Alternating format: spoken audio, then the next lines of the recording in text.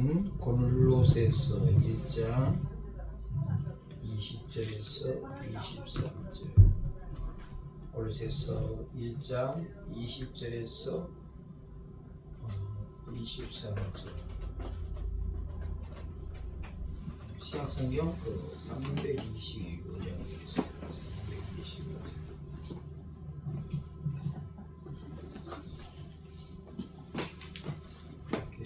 말씀을 분류해 드렸습니다.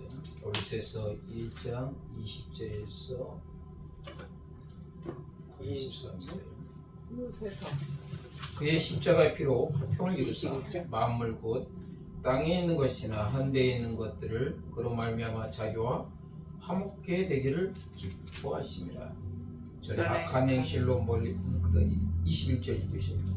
전에 악한 행실로 멀리 떠나 마음으로 은수가 되었던 너희를 이제는 그의 육체의 죽음으로 말미암아 화목케 하사 너희로 거룩하고 흠없고 책망할 것이 없는 자로 그 앞에 세우기를 하셨으니, 만일 너희가 믿음에 거하고 터 위에 굳게 서서 너희를 듣는 바 복음의 소망에서 흔들리지 아니하며 그리하리라. 이 복음은 천하 만민에게 전파된 바요 나 바울은 이 복음의 일꾼이 되었노라. 아멘. 자, 고난주간에 벌써 목요일이 됐습니다. 목요일이고 내일은 예수님께 십자가 지신 전입니다. 목요일 날은 어떻습니까? 마지막 제자들과 함께 모여서 어떻습니까?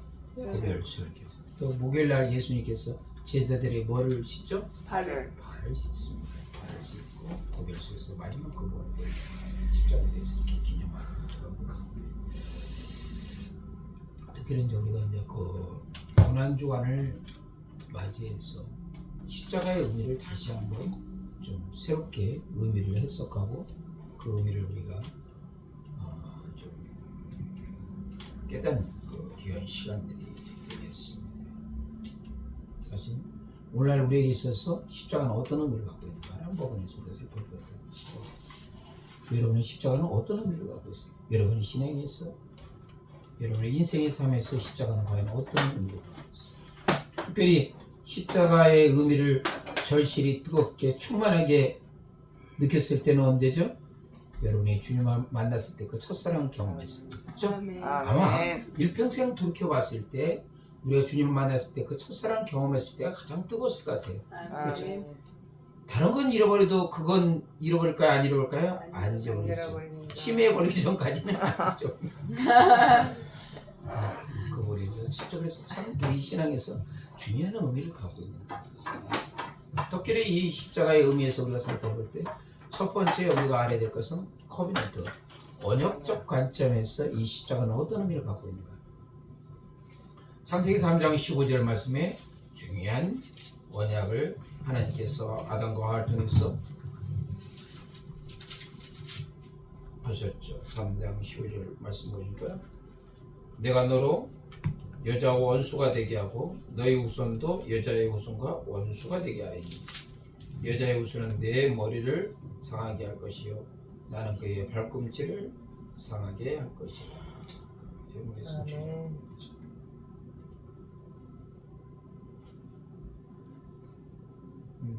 우리 인생에 있어서 정말로 예수 그리스도의 십자가는 우리 신앙에 있어서 중요한 의미를 갖고 있습니다. 특히 언약적 관점에서 이스라엘 백성들이 출애굽할 때 어떤 했죠? 유월절 어린 양 피 뿌림을 잡아먹고 또 피를 뿌렸죠. 어디에? 문에 좌우에 임방과 문설주. 그래서 어떻습니까? 재앙과 저주에서도의 패스오버. 그게 왜요? 유월절이라고 뜻했어. 근데 분명한 것은 뭡니까? 그것을 믿었을 때 좌우의 임방과 문설주에 발랐겠죠. 그렇죠? 우리가 한번 상상을 해봅시다. 250만의 그 인생 중에서 그 어린 양을 잡아서 피를 안 뿌린 인생이 있었을까? 아마 대부분 뿌렸을 거예요. 그렇죠? 대부분 뿌렸어. 어떤 그 어떤 가족 공동체에서 부모에서 그랬을 것입니다. 그것이 상당히 그들의 신앙에 있어서 유월절 부분은 중요한 의미를 갖고 있죠. 뭐예요? 패스. 재앙과 저주에서 넘어가는 거죠. 그러니까 이 언약적 관점에서의 이 십자가는 뭡니까? 하나님께서 우리에게 진노를 퍼붓어서 죄인에게 퍼붓는 그 저주와 심판에 대해서 뭐가 됩니까? 패스 오버라는 부분이 되죠. 그렇죠? 그 부분에 대해서. 성찬식을 통해서도 항상 그 부분에 대해서 우리가 기념하는 거죠.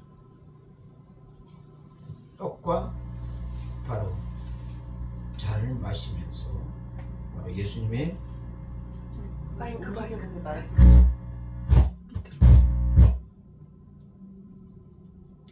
기념하는 것.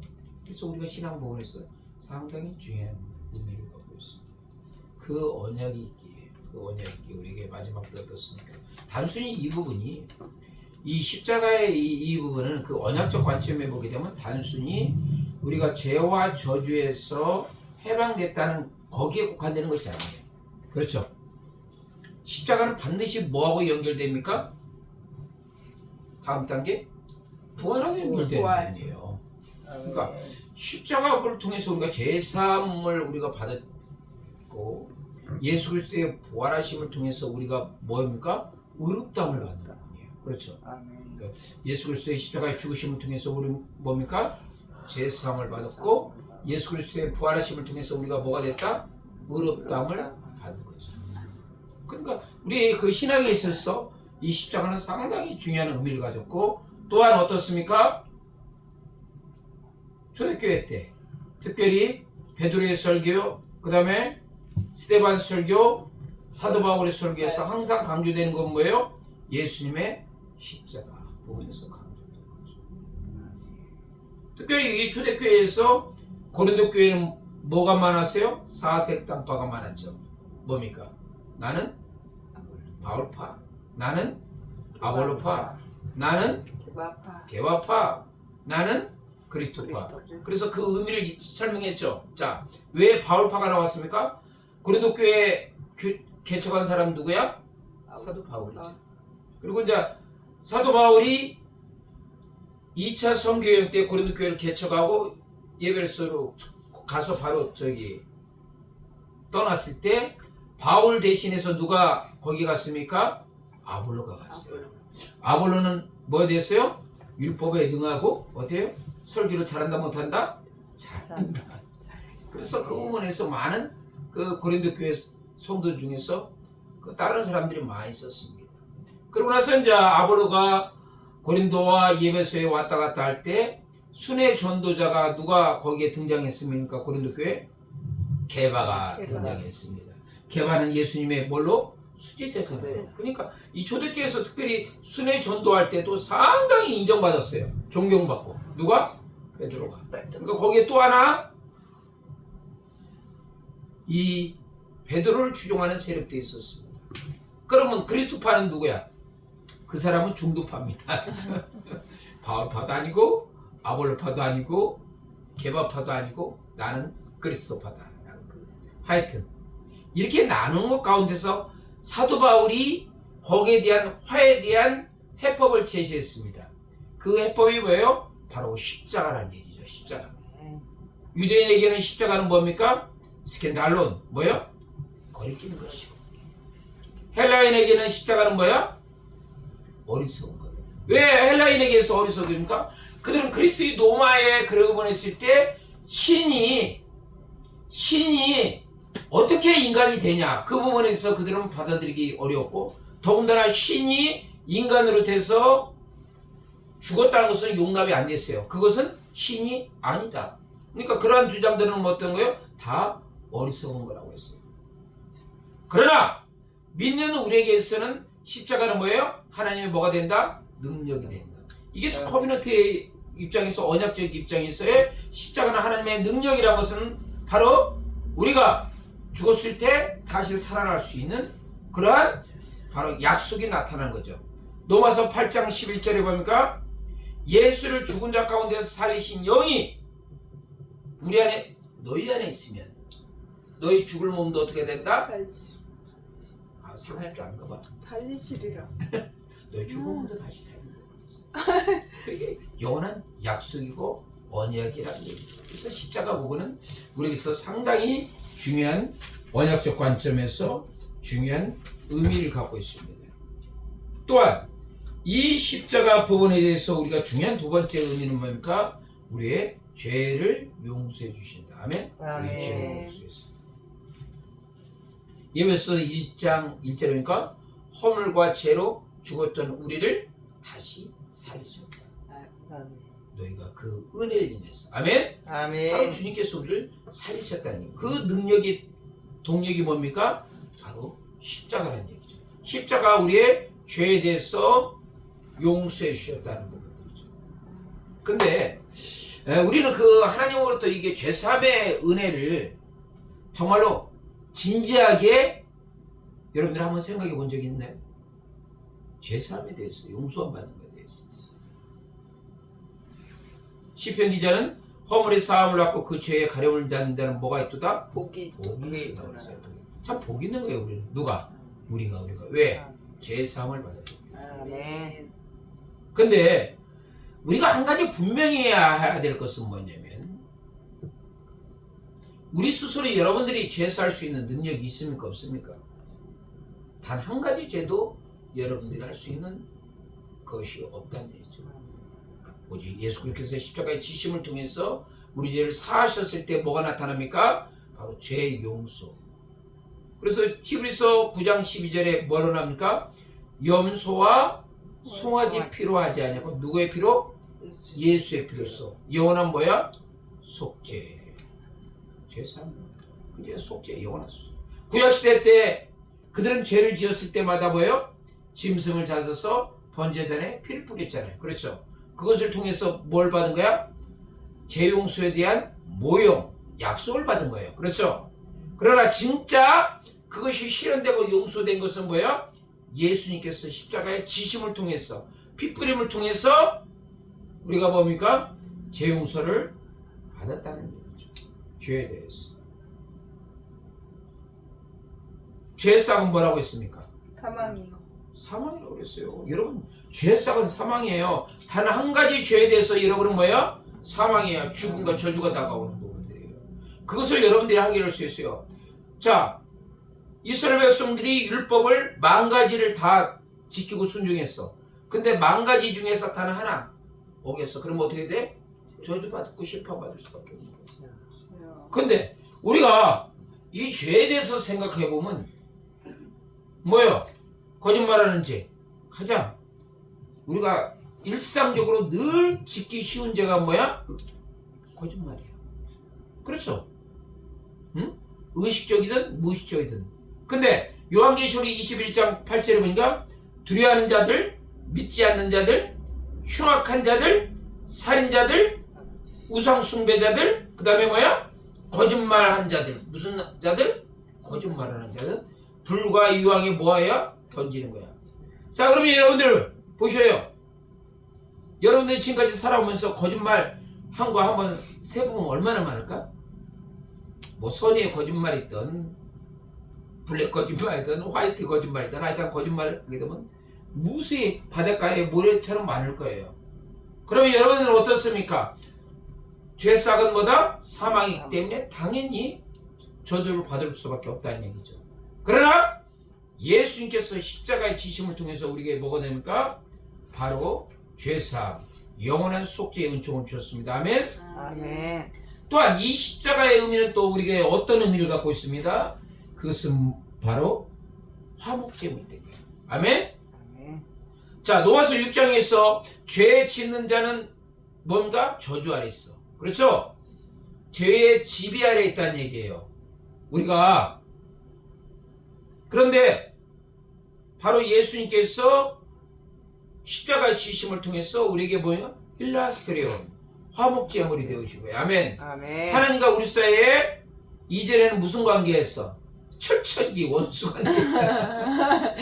여러분, 하나님과 우리 사이에 여러분들이 예수님을 만나서 화목해 되기 이전에는 어떤 원수냐? 그냥 원수가 아니라 천천지 원수예요.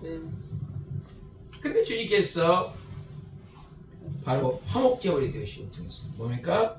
우리가 바로 이렇게 하나님과 뭐인가 화목해 됐다. 예수님께서 십자가를 통해서 화목제물이 되어주심을 통해서 우리가 보니까 하나님과 우리 사이에 뭐가 됐어? 화목해 된 거예요. 그게 어떻게 화목됐습니까? 죄를 짓는 자에게 하나님께서 마땅히 뭐야? 진노를 퍼붓죠? 그렇죠? 그래서 우리 요한계시록에 되면 그걸 뭘로 되냐면 진노의 포도주라고 했어. 응? 억수로 많은 그 진노의 포도주를 받은 사람들은 어때요? 그 기럭지가 어때요? 서울에서 어디까지? 대구까지. 응? 거기에 죽은 인생들의 그 피가 강물처럼 채워져 가지고 어디? 서울에서 어디까지? 대구까지. 그럼 약 몇 킬로야? 300km 정도. 근데 그 높이가 어느 정도 되냐? 고대의 그 뭐야? 바퀴, 수레바퀴야. 고대 수레바퀴는 좀 지금보다 좀 상당히 컸습니다. 그러면 최소한 서울에서 대구까지 죽은 인생의 피가 어느 정도 양이 돼? 한 최소한 1.2m 이상은 되는 거야. 어디서부터? 서울에서 대구까지 어디까지? 그래, 약 한 300km 정도. 그 부분은 일단 얘기죠. 왜? 하나님께서는 죄에 대해서 반드시 뭐한다? 보응하시기 때문에, 심판하시기 때문에 그런 부분들이에요. 그게 어떻게 보면 이제 조만간에 지구촌에 나타날 일들이에요. 이게 서울에서 대구까지 약 한 1.2m의 그 높이로서 피로 아주 찰찰 넘치는 거예요. 근데 예수님께서 십자가를 통해서 화목제물을 통해서 하나님과 우리 사이에는 원수가 아니라 뭐야? 하나님 백성으로서 자녀로서 축복을 주신 거잖아요. 아멘. 아멘. 화목해 된 것이 단순히 화목해야 된 것이 아니라 하나님과 우리 사이에 어때요? 백성으로서 자녀로서 부분에 대해서 이러한 축복을 주신 거예요. 또한 이 십자가는 또 우리에게 뭘 약속하셨습니까? 우리에게 거룩함과 의로움이다. 아멘. 그렇죠? 아멘. 거룩함과 의로움. 이사야가 성전에서 하나님의 영광을 경험했을 때 거룩하다 했을 때 뭐를 느꼈어요? 죄인인 것을 발견했잖아요. 누가? 이사야가. 아멘. 그래서 제단의 핀 숯을 가지고 이사야의 입술에 대니까 어때요? 이사야가 왜요? 바로 거룩해진 거예요. 아멘. 자, 여기서 중요한 우리가 메시지에 대한 그 부분을 알 수가 있어요. 이사야가 하나님의 영광을 경험했을 때 뭐예요? 거룩하예요. 그러면 하나님의 영광을 본 이사야가 죄인으로서 시커먼 이사야는 어떻게 돼? 죽어야 하잖아. 그런데 제단 피수에 가서 자기의 입술을 대니까 이사야는 뭐가 된 거야? 거룩하게 된 거야. 왜? 죄 용서를 받아서 거룩하고 흠이 없게 된 거야. 자, 거룩하고 흠이 없게 됐을 때 이제는 이사야가 하나님을 만났을 때 두려움이 있었을까 아니면 기쁨이 있었을까? 기쁨이 있어. 아멘. 자, 우리가 마지막 때 이 하나님의 영광, 우리가 요한계시록 21장에 보게 되면 새하늘과 새 땅에서 하나님의 장막이 사람들과 함께 있다고 그랬죠. 아멘. 자, 그렇다면 그래서 하나님께서 말씀하십니다. 나는 너의 하나님이 되고 너희는 하나님의 뭐가 돼요? 백성이 됐다. 그러면 무엇이 전제가 되는 거예요? 새하늘과 새 땅에서 여러분에게 무엇이 전제되는가? 여러분이 거룩하고 흠이 없던 것이 전제가 되는 거예요. 요한계시록 17장에 보게 되면 뭡니까? 이 천국에 올라간 사람들이 뭐를 위해서요? 세마포, 신세마포 입었잖아요. 아멘. 그것은 뭐야? 성도들의 옳은 행실이에요. 자, 아멘. 성도들의 옳은 행실이라면 신세마포를 입었다는 것은 그들의 삶에서 뭐가 됐다는 얘기예요? 거룩함과 흠이 없다는 얘기예요. 자, 거룩함과 흠이 없기 때문에 누구를 만날 수가 있는 거야? 하나님을 만날 수가 있는 거야. 아멘. 이게 십자가를 통해서 이루어지는 부분이에요. 아멘. 그러니까 우리가 그동안 십자가에 대해서 그냥 가볍게 마치 그 장식처럼 어때요? 목걸이, 십자가 목걸이 걸으면 대단한 신앙 갖고 있는 양. 그러니까 보니까 뭐 좀 문제가 많은 연예인들도 목걸이에다 십자가를 차고 있더라고. 주여. 그래서 진정한 십자가의 의미는 그게 아니라 주여. 너희들이 십자가를 기약하고 너의 예수의 피로 뭐가 되라? 거룩하고 흠이 없게끔 되라. 그래서 이사야 53장에 보니까 예수님이 찔림은 우리의 뭐 때문에? 건물. 허물. 그렇죠? 우리의 허물 아멘. 때문에. 허물 없는 인생이 있어 없어? 없습니다. 그러니까 예수님께서 찔림을 받은 거예요. 예수님의 상함은 우리의 뭐 때문에? 주여. 취하겠죠.